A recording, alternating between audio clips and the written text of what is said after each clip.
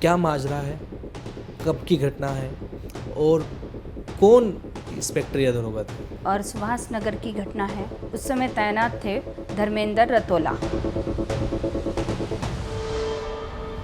आप बहुत बड़ा आरोप लगा रही हैं कि धर्मेंद्र रौतेला और उनका गैंग। मैं सर बोल रही हूँ, खुले लफ्ज़ों में बोल रही हूँ, मैं साबित करूँगी। मेरे पास पेपर है, जांच है। जब आपके सामने ये केशव थलवाल का प्रकरण आया तो जो उसने आरोप लगाए तो आपको क्या लगता है? मुझे तो ये लगता है बिल्कुल सही आरोप है, क्योंकि वो उस केशव थपराल के पास तो कुछ है ही नहीं। तो पुलिस वहाँ क्यों पहुंची? पता नहीं, पर्सनल इन्वॉल्व उनका, पर्सनली प्रॉपर्टी को लेके बहुत बड़ा इन्वॉल्व रहा है उनका।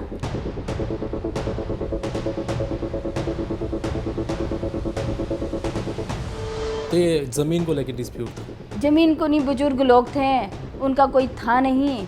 जो आसपास थे, जो अपने थे, वो रूठे थे। माफिया लोग वो उन्हें तंग करते आ रहे थे। ये मामला हमारे डीजीपी साहब बहुत भली भांति जानते हैं। जैसा आप कह रही हैं कि बच्चों के साथ मारपीट हुई, जी आपको प्रताड़ित किया गया, तो इन चीज़ों ने कैसे ज़िंदगी को बदल दिया अब तुम्हारी? सर, ज़िंदगी तो ऐसी बदली है कि बच्चों के फ्यूचर बिल्कुल ख़राब कर दिए। उनकी मानसिक 5 साल से हम दर्द में जी रहे हैं सर। नमस्कार, आप सभी का स्वागत है और आप देख रहे हैं चैनल 24/7 न्यूज़ और मैं हूं आपके साथ नवाब चौधरी। कल एक घटना सामने आई है जो कि टिहरी ज़िले की है। टिहरी के प्रताप नगर पुलिस स्टेशन में एक इंस्पेक्टर तैनात हैं जिनका नाम है धर्मेंद्र रौतेला, जिनके ऊपर केशव थलवाल नामक एक शख्स ने कई गंभीर आरोप लगाए हैं, जिसके बाद पुलिस की कार्यप्रणाली पर सवाल खड़े हो रहे हैं। हालांकि कई सारी मीडिया की बाइट पुलिस मुख्यालय से जारी हुई है। उन्होंने कहा है कि इस पूरे मामले की जांच कराएंगे। हालांकि इस पूरे मामले को लेकर कई तरह के सवाल और जवाब सामने आ रहे हैं, लेकिन एक महिला का हमसे संपर्क हुआ है और उनको भी कई तरह की ऐसे ही मामले उनके साथ हुए हैं पिछले कुछ टाइम पहले, और उनसे हम जानेंगे कि आखिर ये पूरा मामला क्या है, क्या कुछ उनके साथ रहा है, किस तरह का आप उनके साथ नाइंसाफ़ी हुई है, वो हम उनसे जानेंगे। मैम, आपका बहुत बहुत स्वागत है। पहले आप अपना नाम बता दीजिए। सर, मेरा नाम रीना गोयल है और मैं क्लेमेंट टाउन में रहती हूँ। जी, आप जैसा बता रही थी कि आपके साथ भी कुछ इस तरह की जो है घटनाएं हुई हैं, और आपके साथ भी जो है आप जैसा दावा कर रही हैं कि पुलिस ने आपके साथ भी कई तरह की ऐसी घटनाएं की हैं जो मतलब एक मानवीय पहलू से सही नहीं है, जो आपका कहना है। तो क्या माजरा है, कब की घटना है और कौन इंस्पेक्टर या दरोगा थे? सर, मैं क्लेमेंट टाउन में ही रहती हूँ और सुभाष नगर की घटना है। और क्योंकि क्लेमेंट टाउन थाने में आती है, उस समय तैनात थे धर्मेंद्र रतोला वहाँ पे, और उन्होंने अपनी मनमानी खूब मचा रखी थी वहाँ पे। और मेरे जैसी बहुत सारी महिलाएं हैं, और बहुत, जब से एक मीडिया में मैंने छोटी सी बाइट भी दी थी, जिससे मेरे पास बहुत से लोगों ने मुझसे संपर्क किया कि मैम, हम भी अपना दर्द बयां करना चाहते हैं। वो कल परसों में आपके सामने भी कनेक्ट होंगे, क्योंकि अत्याचार की बहुत सीमाएं उसने पार की हैं तैनात उस पे। एक माँ बेटी का रिश्ता हम लोगों का था, मैं दिखाना चाहती हूँ, जिसको उसने शर्मसार किया है अपने लालच में आके। वो बहुत से भूमाफियाओं लोगों के साथ कनेक्ट था। थाना क्षेत्र के अंतर्गत जो पीछे का एरिया है, उसी में एक भूमाफिया रहता है, रविंदर चौधरी। उस पर बहुत सारे मुकदमे दर्ज हैं, और मतलब सबके साथ अरुण शर्मा है, जितेंद्र चौधरी हैं, ऐसे बहुत से लोग हैं, रेखा शर्मा हैं। इन सब लोगों ने मिलके एक मिली भगत से एक षड्यंत्र रचा, जिसमें धर्मेंद्र रतोला पूरी तरह इन्वॉल्व रहा। कोरोना काल का समय था। ये मेरी माताजी कह लो, या एक मेरे अग्रवाल समाज से मैं आती हूँ। सामाजिक आज भी मैं एक कोर कमेटी की अध्यक्षा हूँ, और एक समाज होने के नाते मैं टाइम टाइम पर उनकी सेवा करती थी। 2012 से लगभग उनके संपर्क में थी, और मैं हमेशा उनको लेके अपनी गाड़ी में खुद चलाती हूँ। मैं उनको अपनी गाड़ी में लेके जाती थी, क्योंकि उनके बच्चे नहीं थे, फैमिली वाले उनसे संपर्क नहीं करते थे, उनका आपसी डिस्प्यूट था। तो उनको मैं टाइम टाइम पर अपनी गाड़ी से लेके जाती थी। डीजीपी अशोक कुमार जी के यहाँ मैं कई बार लेके गई और डीजीपी अशोक कुमार जी मुझे भली भांति जानते हैं, क्योंकि मैं ऐसे बहुत से मामले में उनसे मिली जो लड़कियों पे अत्याचार हुए, जो बहुत सारे धरने भी दिए मैंने। तो आए दिन मैं जाती थी, उन्होंने एक आध बार सीए के समर्थन में रैली निकाली तो उस पर भी मेरे पे मुकदमे दर्ज हुए। तो मैं डरती भी नहीं थी थोड़ा, अगर मैं समाज के लिए कोई लड़ाई लड़ रही हूँ तो निडरता से लड़नी पड़ेगी। मैं लेके जाती थी कि इनके साथ अत्याचार हो रहा है और इन पे ये करिए। जांच चलती थी, भू माफियाओं ने इनकी प्रॉपर्टियां कब्जा रखी थी, पहले से ही नज़र सबकी थी। पर उनकी डेथ के बाद, जैसे ही उनकी डेथ हुई, मैं वहाँ मौजूद नहीं थी। वहाँ पे धर्मेंद्र रतोला और उनका गैंग, उन्होंने जैसे तैसे कोरोना का आप बहुत बड़ा आरोप लगा रही हैं कि धर्मेंद्र रौतेला और उनका गैंग मैं सर बोल रही हूँ, खुले लफ्ज़ों में बोल रही हूँ, मैं साबित करूँगी। मेरे पास पेपर हैं, जांच है, उनके बयान मुंह से बोल रहे हैं, लिखित। सर मैं बक्तम से नहीं बोल रही हूँ। हाँ। मैं लिखतम के आगे तो बक्तम कुछ भी नहीं है। मैं लेके बैठी हूँ पूरी जांच और एसपी की मोहर के साथ मैं पेपर लाई हूँ, मैं अभी दिखाऊंगी। उन्होंने अम्मा का जैसे भी है अंतिम संस्कार हुआ उनका आनन फानन में, और उनको बाबूजी को वहाँ से हटा दिया गया, गुम कर दिया गया, जिसकी मुझे जानकारी नहीं थी कहाँ उन्हें गुम किया, कहाँ नहीं। मैंने शिकायत दर्ज करने के लिए एक एप्लीकेशन थाने में दी, एसएचओ जी के धर्मेंद्र रतोला के पास। ये एप्लीकेशन मैंने दी और एप्लीकेशन पे कोई कार्रवाई नहीं की गई। ये वहाँ गया नहीं गया, फिर मैंने जैसे तैसे पता लगाया वो बंसल होम पर हैं बाबूजी। मैं वहाँ पहुँची जहाँ वो उन्हें किडनैप करके रखा हुआ था। ये उनकी फ़ोटोज़ मैंने वहाँ ली और मैंने सीधा उन्हें एडमिट कराया कैलाश हॉस्पिटल में। अब ये देखिए भाई साहब, कैलाश हॉस्पिटल में एडमिट करने के लिए मैंने अच्छा काम किया, बुरा किया?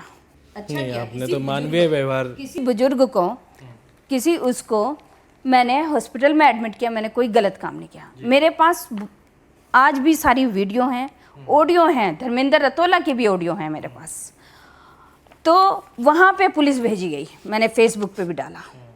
तो किसी ने कोई इसमें कंप्लेन की थी क्या? सर कोई कंप्लेंट नहीं, ये तो आपने तो नॉर्मली उनको वहाँ से उठा के और अस्पताल में एडमिट किया। तो किसी ने कोई गुमशुदगी की रिपोर्ट कराई? सर मैंने ही दी थी। मैंने किसी ने कुछ नहीं दी। तो पुलिस वहाँ क्यों पहुंची? पता नहीं, पर्सनल इन्वॉल्व उनका, पर्सनली प्रॉपर्टी को लेके बहुत बड़ा इन्वॉल्व रहा है उनका, और मैं साबित करूंगी। तो पुलिस वहाँ हमें तंग करती रही। उन्होंने मुझे कई बार बोला कि मैडम आप इस मैटर से हट जाओ। मुझे बोलना तो नहीं चाहिए था, लेकिन अब बात पानी सर से ऊपर जा चुका है तो मुझे बोल देने में भी ठीक, मैं बुराई नहीं समझती। उन्होंने पर्सनली मुझे बोला कि मैडम इस बात से आप हट जाइए, नहीं तो आपको पता नहीं है इसमें हमारे उच्च अधिकारी भी इन्वॉल्व हैं।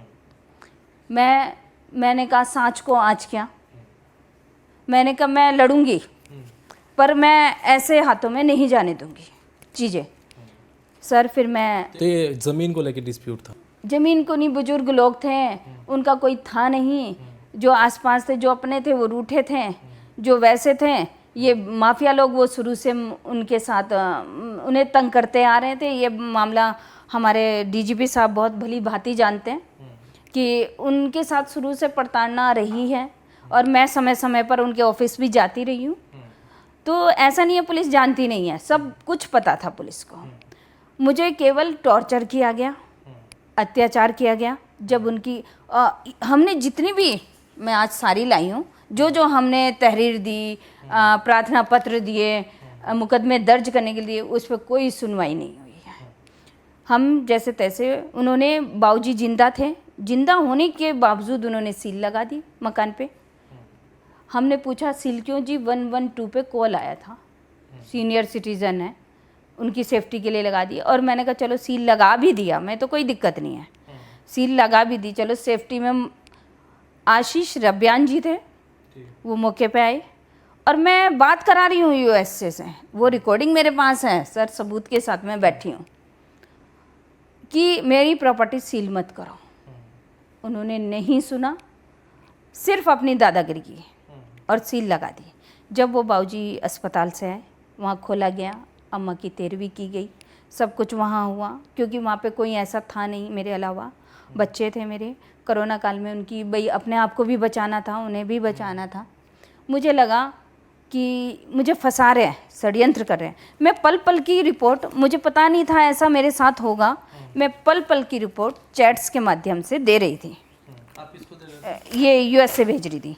मैंने एसएसपी साहब भी, ये भी, गुमान सिंह नेगी भी, एसएचओ धर्मेंद्र रतोला, सबके नंबर भेजे और मैंने कहा कि ये लोग चाहते हैं घर खाली हो जाए। ये मेरा वो रिकॉर्ड है जब वो जिंदा थे कि तब तक मेरे पे कोई केस नहीं था, घर खाली हो जाए। उनका शुरू से षड्यंत्र था। ये घर में से सबको भगाना चाहते थे, जो मैं चैट्स में लिख रही थी, जो मैंने हाई कोर्ट में भी पेश की चैट्स के माध्यम से। हाई कोर्ट में मैंने रिट डाली, एसएचओ के खिलाफ ऑर्डर आया धर्मेंद्र रतोला के खिलाफ कि इस पे जांच की जाए। जांच हमारी नीरू गर्ग जी के पास गई। जब मुझे लगा इतनी दूर जांच कैसे होगी, मैं बार बार कैसे जाऊंगी, जांच हमने दूसरी रिट डाल के चेंज कराई। जांच आ गई यहाँ देहरादून में। डीजीपी साहब इसकी जांच करेंगे, उच्च अधिकारी जांच करेगा, 2 हफ्ते में जांच सबमिट करेगा। सर जांच को 1 साल लग गया और जांच के पेपर भी मैं लाई हूँ, आप देखेंगे तो चीज़ें सामने आएंगी। ये जांच है। जांच में इन्होंने किस किस के बयान लिए सर, वेरी इंपॉर्टेंट। जांच में सर इन्होंने जो बयान लिए, जिसके साथ ये इन्वॉल्व थे शुरू से। अच्छा। और जब ये कोठी सील करने आए थे, तब वो प्रॉपर्टी, जब ये कोठी सील करने आए तो किसको लाए अपने साथ? भूमाफिया लोगों को कोठी के अंदर लेके आया धर्मेंद्र रतोला। मैंने फ़ोटो खींची और मेरे पास वीडियो भी है, मैं साबित कर सकती हूँ। ये है आपका रविंदर चौधरी, ये उसका बेटा वरुण, और ये अरुण शर्मा। और सर ये सारी उन्होंने कोठी सील की और बाकायदा उनके साइन लिए। साइन है, मैं सबूत के साथ बैठी हूँ। मतलब उनसे कोई मतलब नहीं, वास्ता नहीं, तुम उनको लेके आ रहे हो, कोई रिलेशन नहीं है, तुम उनको लेके आ रहे हो अंदर। चलो, मतलब ये सब चीजें हुई हैं धर्मेंद्र रतोला के वहाँ पे रहते हुए। हाँ जी, पूरा षड्यंत्र था सर। फिर मैं आज पक्का मोहर वाले के साथ आई हूँ ताकि चीज़ें क्लियर हों। जांच में जो लिया गया, किसके बयान लिए गए सर, ये देखिए, अरुण शर्मा, पूरा लंबा चौड़ा बयान, कितने पेज का बयान, ये सारा अरुण शर्मा का ही बयान चल रहा है। ये जितेंद्र चौधरी का बयान चल रहा है। उन्होंने कहीं नहीं कहा कि हमारे नाम में वसीयत है। बयान में 1 साल तक जांच चली सर। और ये देखिए रविंदर चौधरी का बयान, ये देखिए वरुण शर्मा के बयान, वरुण चौधरी के, सॉरी।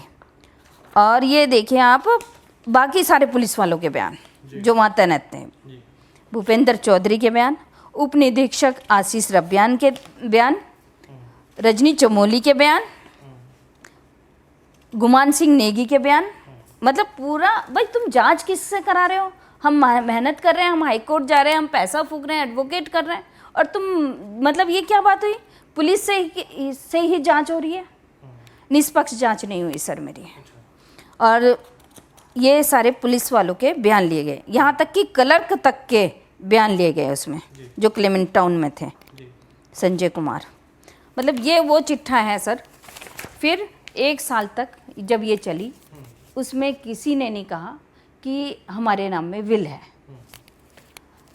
फिर क्या होता है सर, इन्होंने क्या, जब इन्होंने दिखा कि ये लेडी बैठने वालों में से नहीं है, मैं विद प्रूफ थी, सारी चीज़ें थी सर, इन्होंने बयान में कहीं कुछ नहीं कहा। फिर ये ले आते हैं धर्मेंद्र रतोला की 60 गांठ से एक फर्जी विल बनवाते हैं। फर्जी विल बनाने वाला कौन? रविंदर चौधरी मालिक विल में। उसके गवाह कौन? अरुण शर्मा, वही जो ये शुरू से लेके अब तक चल रहा है, वही उन्होंने फर्जी विल बना दी सर। उन्होंने जब देखा घर वाले तो सामने आ नहीं रहे, भू माफियाओं को ही इन्वॉल्व करें और इसको एसेट डीना को वो करें, सर उन्होंने कोर्ट में केस डाल दिया, रविंदर चौधरी ने रीना गोयल के खिलाफ।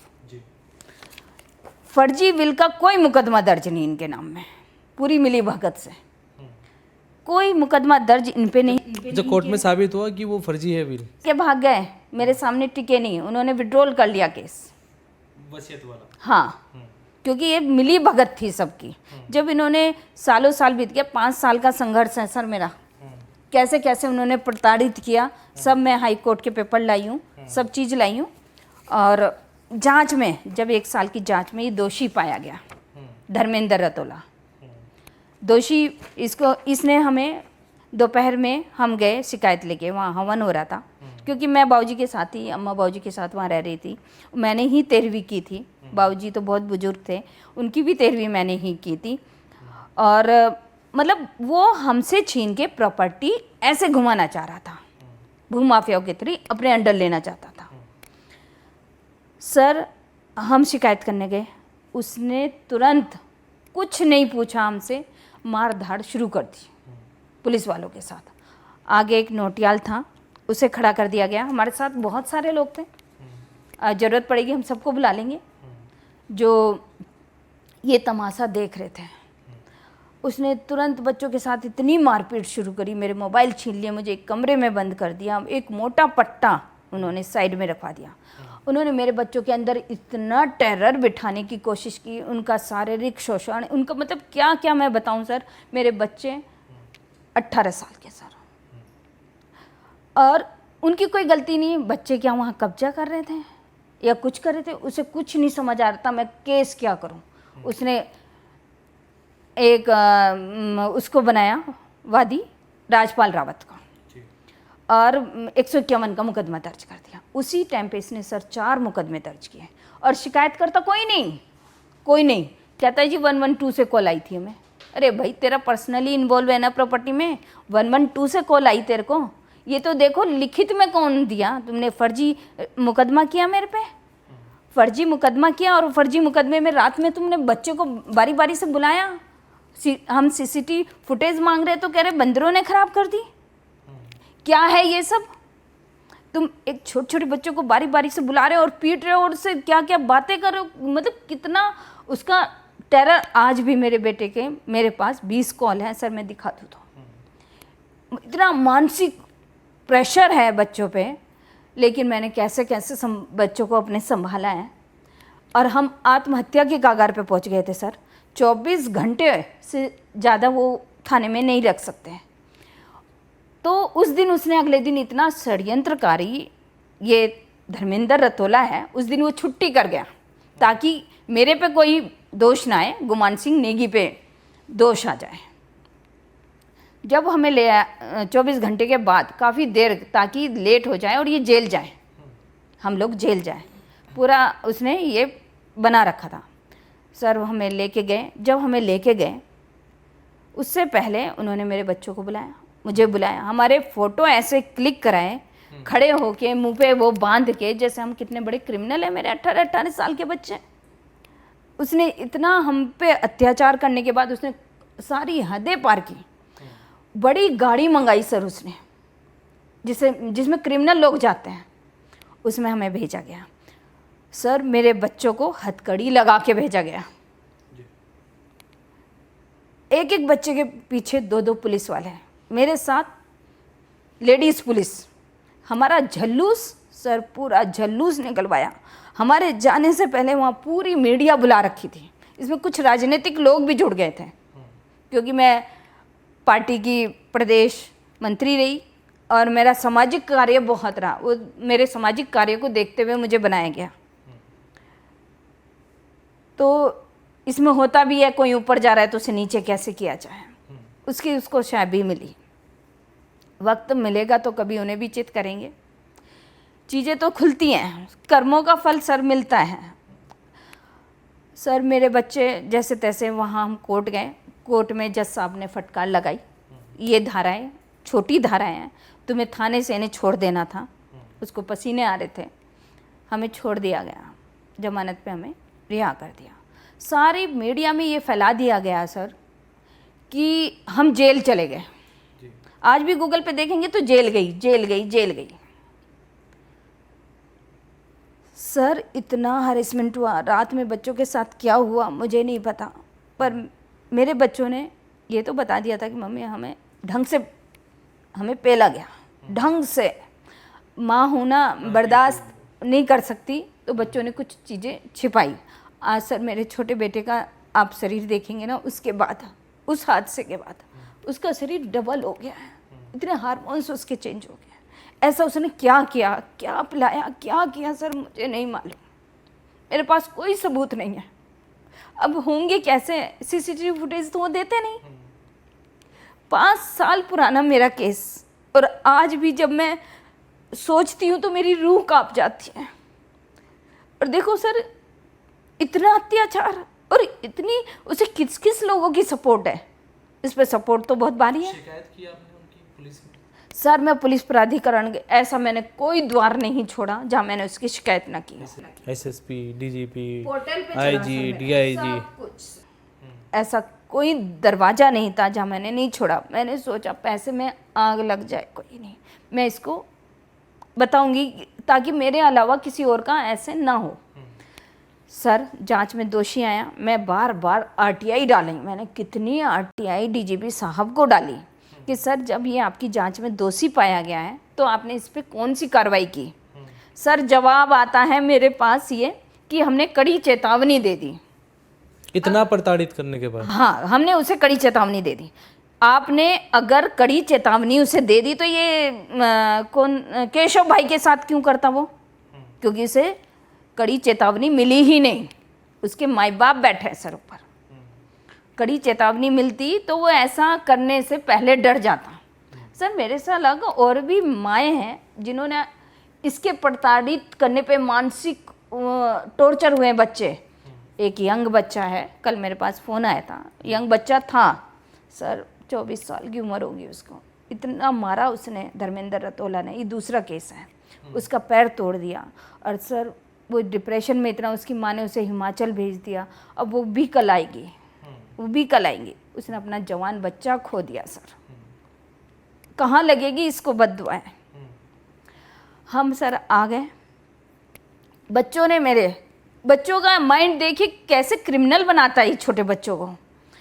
मेरे बच्चों ने आके कहा मम्मी आप कुछ भी गलत मत करना, कहीं मम्मी ना मर जाए हमारी। अच्छा, डर था उनको? हाँ सर, मैं बहुत पीड़ित थी, अब मैं कुछ भी कर सकती थी अगर बच्चे नहीं होते साथ में। बच्चों ने कहा मम्मी कोई बात नहीं, एक दिन वो आएगा, हम जवान होंगे और वो बूढ़ा होगा, तब हमारी लाठी होगी, उसका सर होगा। मैं हैप मान गई सर, मैं हैप मान गई। एक बच्चे की इस कदर मानसिकता चेंज की इसने, ऐसा रात में उसके साथ किया। मेरे बच्चे इतने शरीफ, एक बच्चा मेरा वहाँ पढ़ता है, दारियन के मेरे बच्चे पढ़े हुए हैं इंग्लिश मीडियम के, और एक बच्चा मेरा ग्राफिक एरम है। मैंने सब बच्चों को लॉ कराई सर इस घटना के बाद। मेरे 12th पास आउट बच्चे थे, मैंने सबको लॉ कराई। मेरी बेटी जुडिशनरी कर रही है कि तुम किसी के साथ अनर्थ मत करना, सबको एडवोकेट बनाया मैंने। सर मैंने डीजीपी साहब को प्रत्यावेदन दिया, मेरी कहीं कोई सुनवाई नहीं थी सर। कौन DGP? DGP Ashok Kumar ji. SSP? जन्म खंडूरी जी थे शायद। सर ये वो भूमाफिया लोग थे जिनके ऊपर पहले से मुकदमे दर्ज थे। मैं मुकदमे दर्ज की रिपोर्ट भी लाई हूँ, जब कभी ज़रूरत पड़ेगी ये काम आएंगे। और इसी प्रॉपर्टी के रिगार्डिंग, और उन्हीं को तुम षड्यंत्र में शामिल कर रहे हो। ये सारे पेपर हैं, आप फोटो स्टेट कराइए, रखिए। मैं इतने दमखम से बोलती नहीं अगर मेरे पे सबूत नहीं आते हैं। ये तो मेरे लिए पेपर रद्दी हो गए थे सर, मैं तो सोच रही थी कुछ नहीं होगा इन लोगों का। मैंने एक कोने में लेकिन केशव की घटना के बाद पेपर ढूंढे, पुलिस प्राधिकरण में मैंने केस किया था, इधर केस किया, तो पुलिस प्राधिकरण में भी मेरा कुछ नहीं हुआ। लेकिन जांच में फिर हाई कोर्ट में तारीख पे तारीख पड़ती रही है सर। और जिनका इन्होंने मुझ पर मुकदमा दर्ज किए, 4 धाराएं, 4 मुकदमे दर्ज करे सर एक दिन में। जिस गाड़ी से मैं गई थी उसे ही उसने वो कर दी, सीज कर दी। 20,000 रुपये मेरे उस टाइम पे लगे, मतलब हर तरह से उसने टॉर्चर किया। और सर लॉकडाउन का उल्लंघन की धाराएं लगाई, छोटी छोटी धाराएं 151, और कब्जे की धाराएं लगाई 448, और इतना तूल दिया सर, पूरा समाज मेरे खिलाफ, सबकी नज़रों में ये। और सर प्रॉपर्टी मेरी नहीं, प्रॉपर्टी बिल तो पड़ी है, उन्होंने क्या लिखा, मेरी सारी संपत्ति ट्रस्ट में निहित हो और सामाजिक हित कार्य में हो, ऐसा पर्सनली भी नहीं दी। हॉस्पिटल बने, कुछ वो बने, लेकिन इसने सारा अपने पर्सनल इंटरेस्ट के कारण सब खराब किया। सबकी मानसिकता, एक मेरी ही नहीं, सबकी मानसिकता इसने चेंज की। सर कहीं कोई इसने प्रयास इतना किया कि बैठ जाए मैडम, ना जाए, बहुत दबाया। बहुत से लोग आएंगे सर, मेरे जैसे तो बहुत सारे पीड़ित हैं जो अब एक एक करके आएंगे आपके सामने, और जो आएंगे हम उनको दिखाएंगे, और ऐसे ही दिखाएंगे। सबूत के साथ दिखाइए सर। सबने क्या रखे हैं कोर्ट में केस, एक मैं ही नहीं हूँ माँ, और भी माँ है। अच्छा, इतनी जांच चल रही है, इतने केसेस चल रहे हैं, फिर भी उसके बाद फिर प्रमोशन भी हुआ है। सर यही तो अचंभे की बात है सर, फर्जी केस किया उसने। वो आज तक जिसने शिकायत करी, जिसे रात को 12 बजे मेल मंगवाई उसने, दिन में हमें लिया, दिन में हमें थाने में रखा, और रात में 11-12 बजे तुम मेल मंगवा रहे हो और उसे मीडिया में दिखा रहे हो, और जिससे मेल मंगवा रहे हो वो फर्स्ट पार्टी है ही नहीं, देखें। और वो कोर्ट में आज तक चार्जशीट नहीं दाखिल की, 4 साल बाद तुम चार्जशीट दाखिल कर रहे हो, तो ये क्या है? मैं कहाँ साबित करूँ अपने आप को बेकसूर? मैं कोर्ट में ही तो साबित कर सकती हूँ। 4 साल बाद इतना पुराना केस मैं अपने आप को सही साबित कैसे करूँ? ये बताइए सर। सही साबित करने के लिए उसने कोई रास्ता नहीं छोड़ा। अब 4 साल बाद केस अब स्टार्ट होगा, अब शुरू होगा। अब ये देखिए, वो तो खैर जो मेरे दूसरे हैं जो विल को चैलेंज किया है, उसमें भी अरुण शर्मा को पावर ऑफ अटर्नी दी। जब इनका कहीं कोई बस नहीं चला, भूमाफियाओं के थ्रू भी वो मेरे पे कब्जे में नहीं आए, तो उन्होंने बाबूजी के वारिसों से साठगांठ की, और उनका अरुण शर्मा ने पावर ऑफ अटर्नी ली केस लड़ने की, और वो केस लड़ रहा है।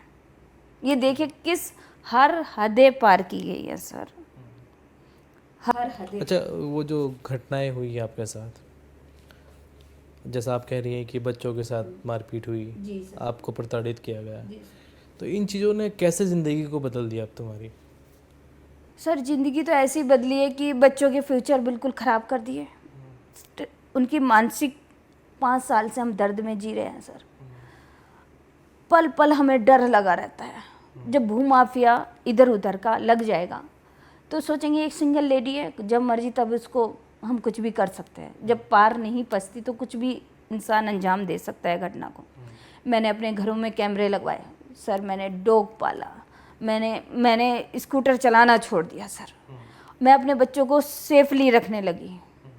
मैंने उनको जो उनकी मनपसंद कोर्स थे वो छुटवा के उनको एडवोकेट बनवाने की सलाह दी है, ताकि हमारा कोई हरेसमेंट ना कर सके।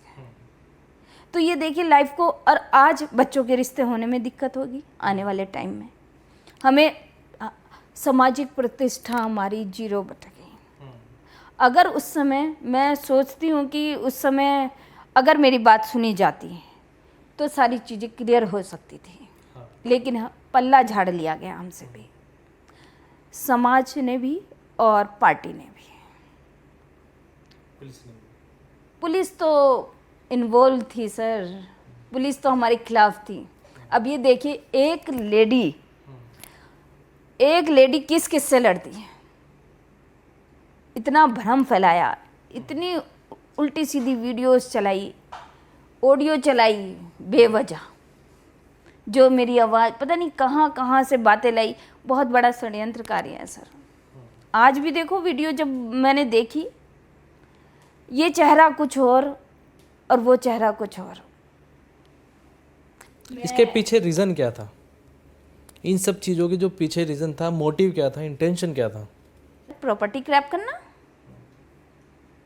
क्यों मिला वो भूमाफियाओं से, क्यों उनको सपोर्ट किया? अभी मैंने ऑडियो सुनवाई उसकी, जो कह रहा है कि वो उनकी पत्नी है।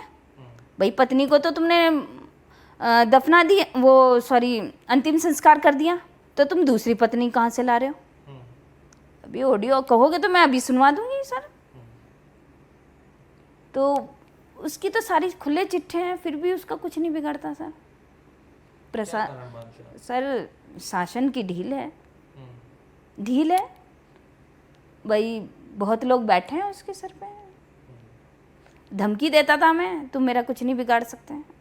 मेरे तो आईजी भी अपने हैं, डीआईजी भी अपने हैं, मेरे तो जी बस क्या बोले, हाई कोर्ट में भी मेरे रिश्तेदार हैं सर। मैं तो पैसा दे के लड़ी हूँ केस, मैंने तो भागम भाग की है। 5 सालों की मेहनत है मेरी सर ये। और कैसे कैसे मैंने अपने बच्चों को क्रिमिनल होने से बचाया, जो ये बना चुका था उनको क्रिमिनल। एक माँ होने के बाद इस तरह की चीज़ें बर्दाश्त करना है वाकई में। सर वो पूरा प्रकरण अब मेरे सामने आ रहा है, जो जो हमारे साथ हुआ था। 5 साल की घटना ऐसी लग रही है जैसे अभी 5 दिन पहले हुई है हमारे साथ। अगर मैं रोना शुरू तो करूँगी तो सर मेरे आंसू बिल्कुल नहीं रुकेंगे। और ये कोई नकली नहीं है सर, मतलब रुकेंगे ही नहीं। मैं 5 दिन से लगातार रो रही हूँ सोच सोच के सर, क्योंकि वो चीज़ें सामने आ रही हैं। हम भुक्तभोगी हैं तो हम समझ सकते हैं कि वो किस हद तक जा सकता है। बेशक कोई कितना भी साथ दे दे उसका, पर ईश्वर तो ऐसे लोगों को नहीं छोड़ना। बस आखिरी उम्मीद कोर्ट से और ईश्वर से है। हाँ सर, अब मैं लड़ाई अपने बेटों के लिए नहीं लड़ूंगी, अब मैं समाज के बेटों के लिए लड़ाई लड़ूंगी। जो मेरे बच्चों के साथ होना था वो हो चुका है, अब समाज में किसी और बेटे के साथ ना हो। जब आपके सामने ये केशव थलवाल का प्रकरण आया तो जो उसने आरोप लगाए जी तो आपको क्या लगता है? सर मुझे तो ये लगता है बिल्कुल सही आरोप है, क्योंकि वो उस केशव थपराल के पास तो कुछ है ही नहीं ना। बेचारे के पास वो रिकॉर्डिंग क्लिप होगी ना कुछ होगी। बंद कमरे में तो वो कुछ भी कर सकता है, और वो देगा भी नहीं वहाँ की। थाना अंडर में है सारे, बेचारे दूसरे जो पुलिसकर्मी है वो तो मोहरे बनते हैं उसके। ऐसा नहीं पूरा डिपार्टमेंट खराब है, पर उसके साथ हुआ होगा, मैं समझ सकती हूँ सर। आप फील कर पा रहे? हाँ सर, पूरा कॉन्फिडेंट हुआ होगा उसके साथ। क्या लगता है कि अगर ये आरोपों की सही से जांच हो, निष्पक्ष अगर जांच हो, सर आज ही वो निरस्त हो जाएगा, मेरे ही केस में हो जाएगा सर। मैं दूर क्यों जाऊँ, मेरे ही केस में हो जाएगा सर। मैं हाई कोर्ट में दोबारा, आप ही के नहीं और भी बहुत सारे मामले बता रही हैं आप। बहुत सारे मामले सर, कल से अब तक 6-7 लोग मुझसे संपर्क कर चुके हैं।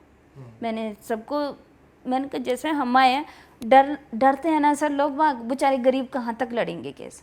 चलो हम तो लड़ लिए, हाई कोर्ट भी चले गए, जांच भी चेंज करा दी, जांच भी कर दी। बेचारे गरीब लोग जिसको प्रताड़ित वो करता है, उन पे तो कुछ भी नहीं है, अपनी खुन्नक निकालता है, वो बेचारे कहाँ कहाँ लड़ेंगे।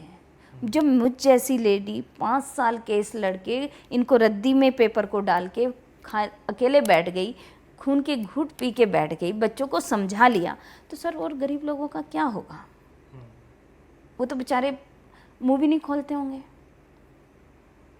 आप ये सोचिए, गलत है, बहुत गलत है।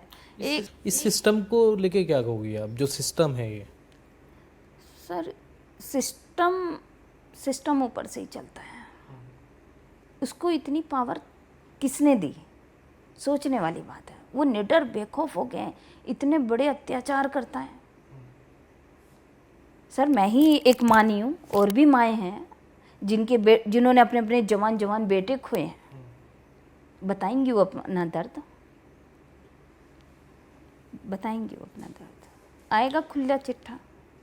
क्या अपील करना चाहेंगे आप शासन से, प्रशासन से? सर शासन प्रशासन से तो मैं ये की अपील करना चाहती हूँ, मेरी आपसे हाथ जोड़ के विनती है इस मीडिया के माध्यम से सर, कि किसी भी तरह ऐसे बंदे को तो आपको अपने बदनामी नहीं करानी चाहिए अपने इसमें भर्ती करके।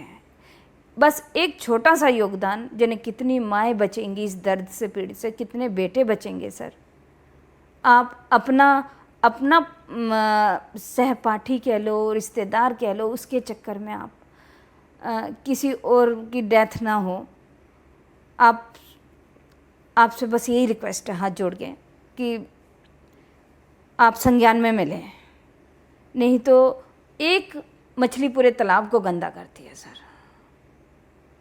इनके चक्कर में बहुत सारे लोग हैं और सबको पता है आज मेरी आवाज़ सब तक जाएगी और वो सोचेंगे जिन पे ये बीती है, जिन्होंने इसके कहने से किया है पुलिसकर्मी में, वो आज फील कर रहे हैं। उन्होंने बाद में मुझसे बहुत बोला है कि मैडम आपने बचा लिया हमें, नहीं तो हम भी इसके साथ डूब जाते हैं।